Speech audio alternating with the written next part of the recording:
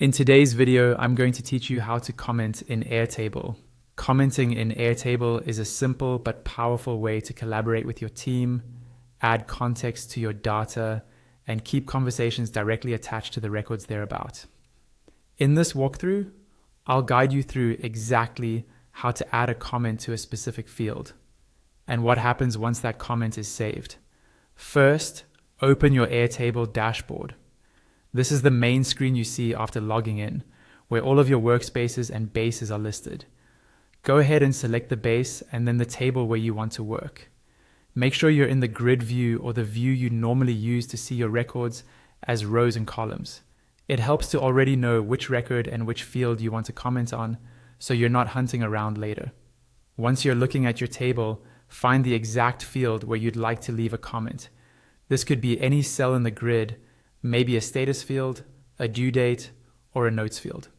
Move your mouse over that cell and right-click on it.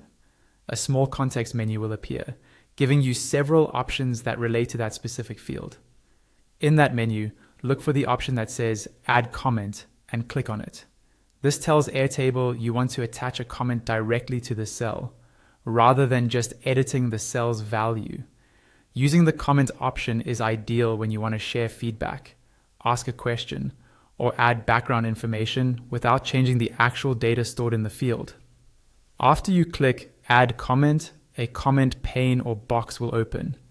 Click into the comment field to place your cursor there, and then type your comment. You can be as detailed as you need to be, for example, explaining why you updated a value, what still needs to be done, or tagging a teammate if your workspace supports mentions. Take a moment to review what you've written, then post or save the comment.